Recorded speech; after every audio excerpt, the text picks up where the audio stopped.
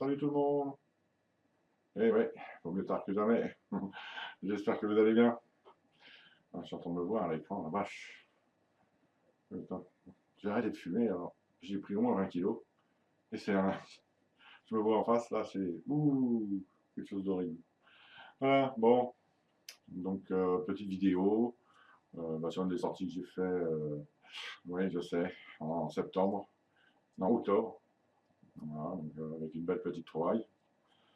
C'est le but de cette vidéo, hein, on va parler de cette trouvaille, pour m'encourager un petit peu. Hein. Voilà, ici, vous pouvez mettre un petit pouce bleu, ça serait sympa. Merci.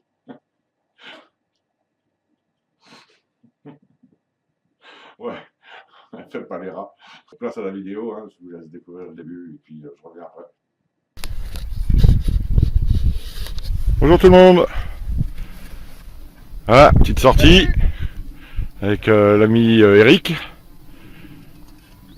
Bon, il a un peu trop bu. Non, c'est fait exprès parce que le champ en fait je le fais en zigzag. Ah d'accord. C'est tout.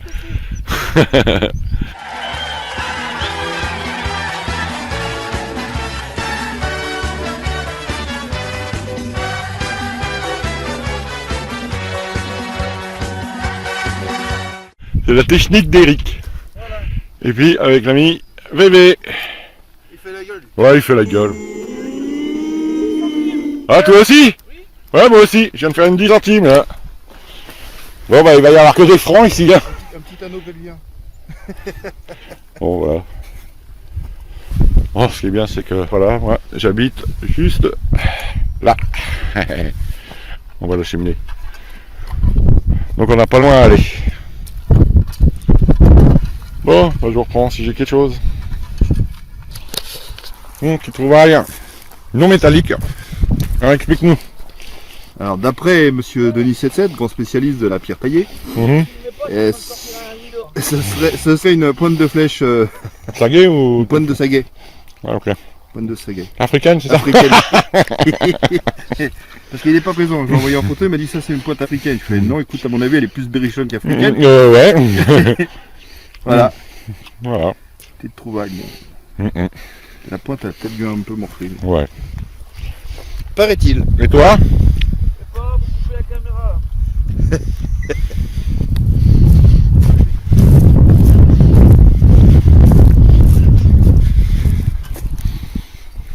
Objet inconnu.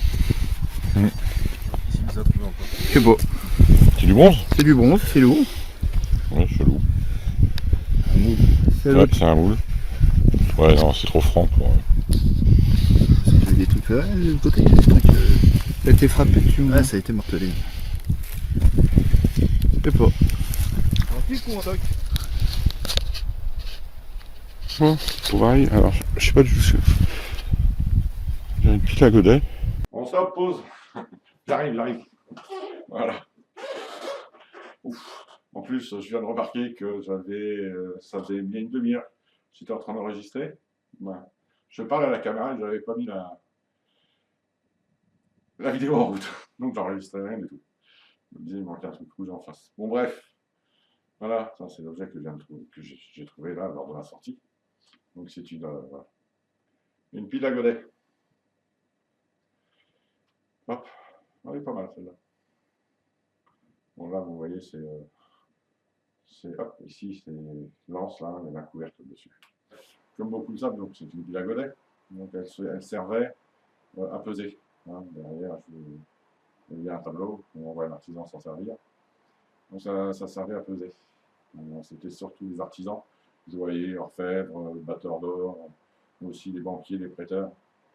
Elle servait à peser tout ce qui était précieux et semi-précieux. Donc elle était utilisée avec une balance qu'on appelle le trébuchet. En général, elle était en forme, vous voyez, en forme de bol. Voilà. De creuse. Hein. Donc ils avaient choisi cette forme, c'était pour la facilité à faire des moules et couler le bronze. Donc c'était beaucoup plus facile avec cette forme. Et on pouvait empiler dedans plusieurs piles. 6, 7, voire 8. Et la dernière, la plus petite, Elle était pleine par contre, hein, elle n'était pas creuse comme les autres. En ce qui concerne le poids, là je ne vais pas en parler, parce que là ça varie tellement entre les pays, les villes, les époques. Voilà, il y a trop de choix et je ne pourrais pas en parler à moins de passer des heures et des heures à expliquer. Mais non. Là, je dirais simplement que les plus utilisés, c'était la Libre ou le Marc de Paris et de Troyes. Voilà, c'est tout ce que je vais dire sur les poids. Donc, je reviens sur l'appellation pile de Charlemagne. Oui, parce qu'il y en a beaucoup qui l'appellent pile de Charlemagne, ce qui est entièrement faux. Oui, parce que certains ont cru que c'était Charlemagne qui avait inventé ça. Donc non, ça existait bien avant, ça je vous le dirai tout à l'heure. Lui, Charlemagne, il a simplement réformé les unités de mesure, hein, unités de pesage surtout. Donc beaucoup de gens en ont réduit, c'est lui qui avait inventé ça, alors que c'est entièrement faux. Hein. Donc pile de Charlemagne, vous pouvez oublier. Vous pouvez l'appeler pile de Nuremberg, ou pile à Golem, ou pile de Dinan, mais pas pile de Charlemagne. Ça n'a absolument rien à voir avec Charlemagne. Donc elle existait en bronze, en laiton. Il en existe en fer aussi, mais pas très utilisé. Le fer n'était pas fiable avec la rouille et tout ça, donc c'était pas très fiable. Il en existe en argent aussi, mais de plus petite taille, hein, c'était beaucoup plus petit que ça. J'en ai pas vu, mais j'ai lu qu'il en existait. Au Moyen-Âge, ces piles, qu'on appelait les piles de Dinan, on l'appelait comme ça parce qu'elles étaient fabriquées en général, pratiquement toutes, étaient fabriquées à Dinan en Belgique. Et au passage, beaucoup de Doudou et nos amis belges. Donc oui, ils étaient fabriqués à Dinan, et quand la ville a entièrement cramé, ben, vu qu'ils ne pouvaient plus les fabriquer, c'est la ville de Nuremberg en Allemagne qui se sont mis à les fabriquer. Et celles qu'on trouve actuellement, encore de nos jours, c'est les piles de Nuremberg. Et à partir du XVIe siècle, ils avaient l'obligation de mettre des poinçons, donc des marques, du marquage, donc il y avait la fleur de lys, beaucoup de poissons, donc après, tout dépendait de la ville pour qui elle était fabriquée. Oui, comme je le disais tout à l'heure, il ne faut pas l'appeler pile de Charlemagne pour la seule et bonne raison, c'est que c'était inventé bien avant Charlemagne. Au musée de Milan, en Italie, je ne donnerai pas le nom du musée parce qu'il est trop difficile à prononcer. Là-bas, il y en a une qui est exposée et qui date du 1er siècle avant Jésus-Christ, donc une pile romaine. Vous allez en voir des exemples là. Donc vous voyez bien que Charlemagne n'a rien inventé du tout. Hein. Puis, ce qui est étonnant, c'est que la forme est encore la même que celle du 18-19e siècle. Hein. C'est même étonnant. C'est vraiment un objet très ancien. Il y en a une autre qui a été découverte à Brimeux, près de Boulogne-sur-Mer, en 1888. Et celle-là date de 78 avant Jésus-Christ. Voilà. Et normalement, dessus, c'est marqué livre romaine, je ne l'ai pas noté, donc je ne me souviens plus. Bon, voilà. Donc arrêtez de l'appeler pile de Charlemagne parce que ça n'a rien à voir avec Charlemagne. Bon ben voilà, hein, pour la pile à godet. Donc je vous laisse finir de regarder la vidéo. Allez, à plus tard. Bon, c'est en bronze. Hein. Bon, je pense que c'en est une. Bien sonné dans les oreilles. Il a l'air d'y avoir les motifs. On verra ça et puis on postera. Bon ben voilà, hein, la vidéo est terminée. Donc j'espère que ça vous a plu. N'oubliez pas. Hop là, le petit pouce en l'air. Donc oui, j'avais un petit message à dire.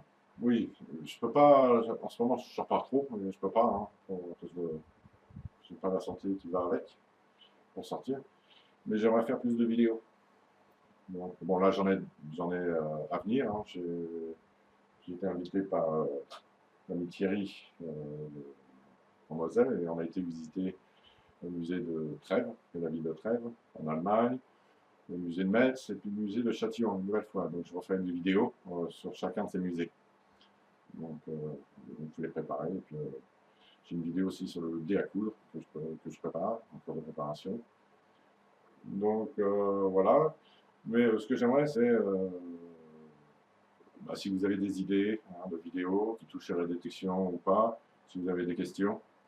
Normalement, non, je vais lui faire une FAQ pour les 500 abonnés, je ne l'ai pas fait. Donc voilà, si vous avez des questions, si vous désirez que je parle d'un sujet ou d'avoir mon avis sur un autre sujet, donc n'hésitez pas, hein, vous pouvez le mettre en dessous, comme sur YouTube ou sur Facebook, Twitter. Donc si vous avez des questions, vous me les posez. Puis, ça sera un réel plaisir de répondre, parce que j'adore ça. Donc n'hésitez pas, puis je vous dis à bientôt. Ciao!